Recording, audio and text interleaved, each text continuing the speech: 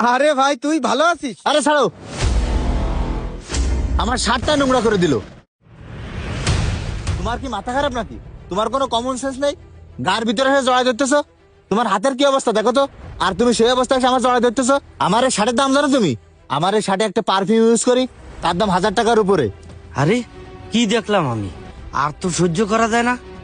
তুমি তো সারাদিন কামলা দিয়ে 1000 টাকা ইনকাম করতে পারো না। আমার শার্টটা নোংরা করে দিল। এই তুই কার গায়ে হাত দিস? তোর শার্টটাই নোংরা করে দিল। তুই কার সামনে দাঁড়ায় কি করছিস? কাকা থামেন থামেন। এই কি থামবো রে? ওর ভবিষ্যৎ ভালো করার জন্য তোর জীবনটাই নোংরা করে দিলি। তাহলে ও কি করে কইলো ওর শার্টটা নোংরা করে দিছিস তুই? কাকা বাদ দেন না, ও ছোট মানুষ। আরে কিসের ছোট মানুষ?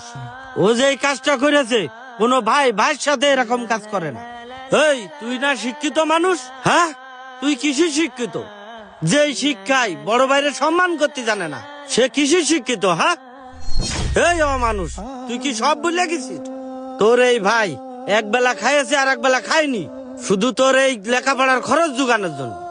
আরে এইটা নাই বাদই দিলাম, তুই আজকে যে চাকরি করতেছিস, তোর এই ভাই তোর এই চাকরির জন্য কত কষ্ট করেছে সেটা কি তুই জানিস?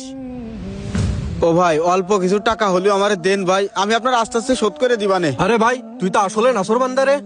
তোরে কলাম না আমার কাছে টাকা নেই, আমার কাছে যে টাকা আছে আমার ব্যবসার জন্য ও লাগবে। ভাই আপনার ব্যবসার কাজে লাগবে সেইটা আমি জানি, আমারে অল্প কিছু টাকা হলেও আপনি দেন ভাই।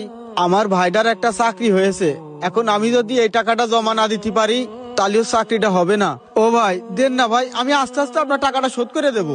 আরে চুপ কর তুই, বারবার একই কথা কয়ে আমার মাথাটারে ঝালাপালা করে দিচ্ছিস। আরে তোর ভাই চাকরি করবে এটা কি মেনে নিয়ে যায়? তুই কি স্বপ্ন দেখতেছিস? এই পুজোর আবার চিত হয়ে শোয়ার স্বপ্ন আসে কন্তে? তোর বাইরে তোর সাথে মাঠে নিয়ে যা, মাঠে কাজ